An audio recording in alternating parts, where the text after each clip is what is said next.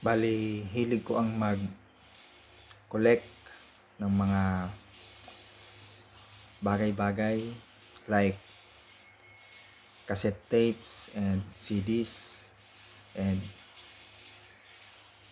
player. And ngayon naman, ipapakita ko sa inyo ang mga collections ko ng mga cellphone. So, ito talagang isa sa mga hilig ko ang mag-collect. So, mahalaga sa akin yung mga memories and yung mga remembrance kahit sa mga bagay-bagay. So, nalito yung mga iilan ng mga collections ko ng mga cover na lang, mga lalagyan na lang ng cellphone. Pero yung mga cellphone na yun ay wala na ngayon.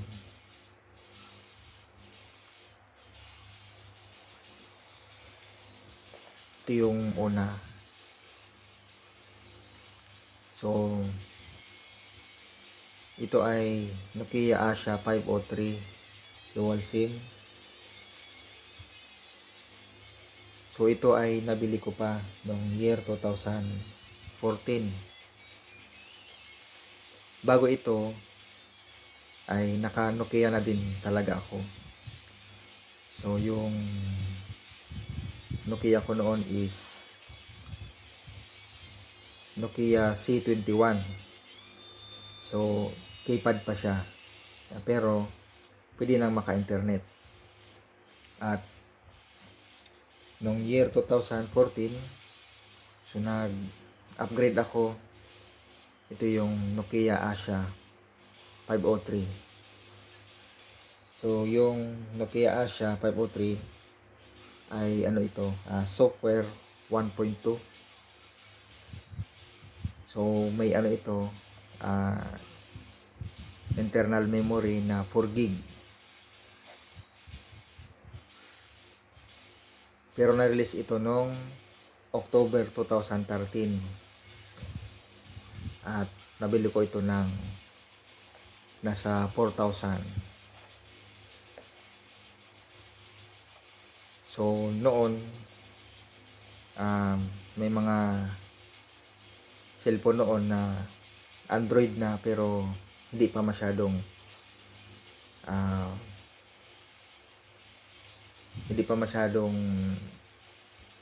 sikat, kumbaga, ang mga Android noon. Nagsisimula pa lang Android. Yan.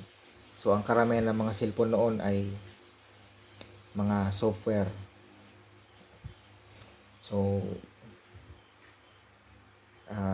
nagsisimula pa lang noon ang Android. Tapos, year 2015,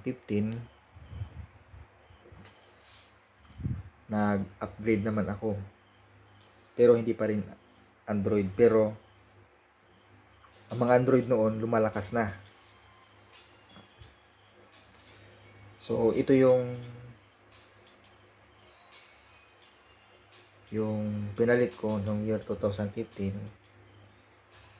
Ito naman yung Nokia Lumia Windows 10. So, nag-upgrade siya.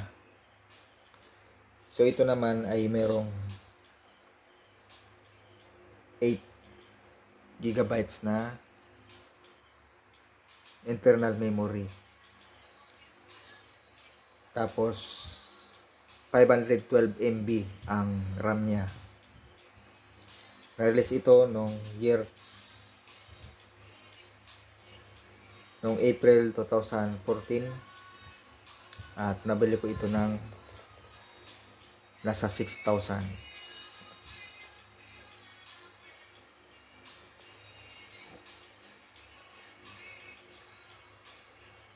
So, ito naman tinatawag na Windows Phone. Nung binili ko ito, so, yung yung sales lady, sabi niya na mas maganda na mag Android na din ako. Pero hindi pa ako nung upgrade sa Android. Mas pinipili ko pa noon yung mga ganito kasi talagang malaking tiwala ko noon sa Nokia. Kasi ang Nokia talaga, meron siyang Corning Gorilla Glass na matibay, na hindi siya nagagasgasan ang screen kahit hindi mo lagyan ng screen protector. So talagang matibay siya. So yan ang kagandahan ng Nokia. At noon talaga ang Nokia ay maganda ang camera. So parang medyo malapit na din sa Digicam ang camera ng Nokia noon. By year 2016, so ito naman, nagtry ako ng Asus. So ito yung Asus Zenfone Go.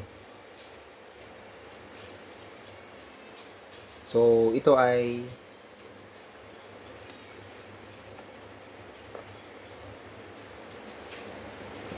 ito naman ay Android 5 Lollipop. So meron itong memory na internal memory 16 gigabytes.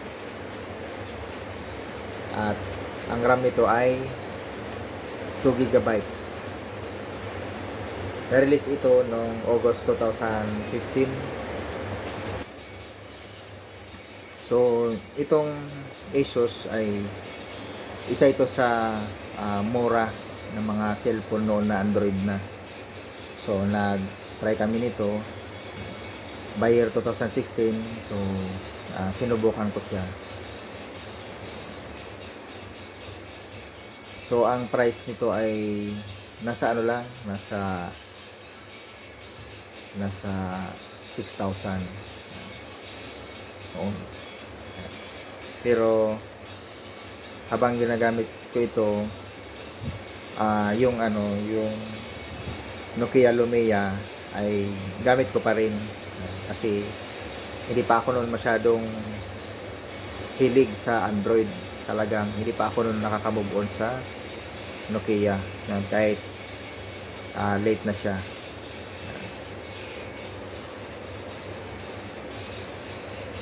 Ito naman yung Vivo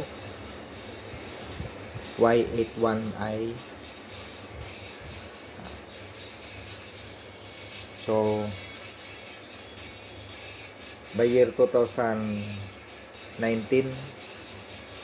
talagang give up ko na yung Nokia na hindi Android. Kasi talagang wala na yung mga hindi Android na phone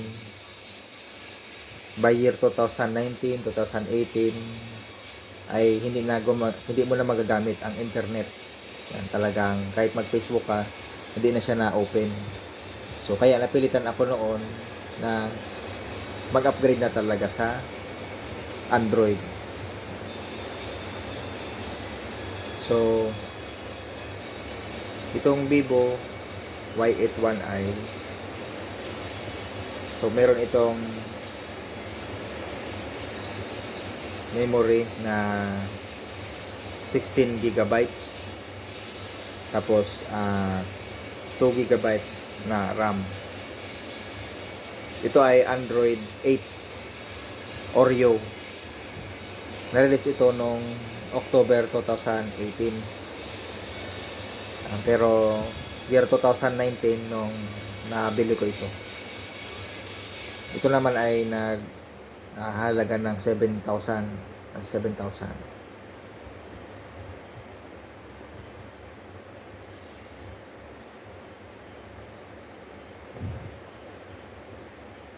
So ito yung Vivo.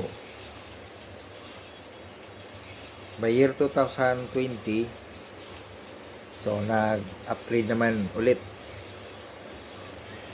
So ito naman yung Redmi Note 9S. So ang Redmi Note 9S ay Android 10. So nag-upgrade na ako ng Android 10. So ito ay merong 64 internal memory, 64 gigabytes, tapos 4 gigabytes na RAM. Na-release ito noong March 2020. At nabili ko ito mga July 2020.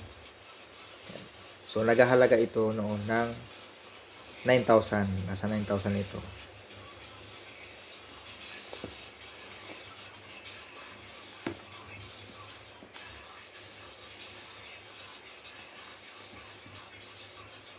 Tapos by year 2022, so nag-upgrade naman ulit.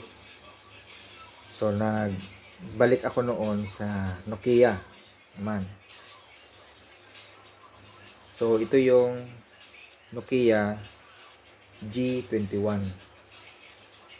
Ito ay Android 11.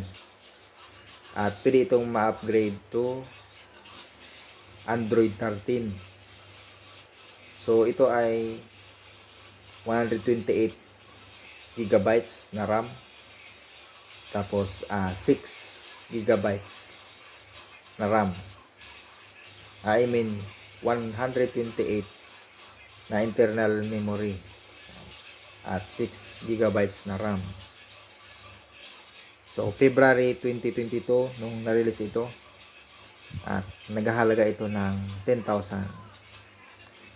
So nagplano ulit ako na magbalik sa Nokia, kasi nga talagang nagkaroon ako ng malaking tiwala sa Nokia. So ito, nabili ko na ito ng mga October 2022.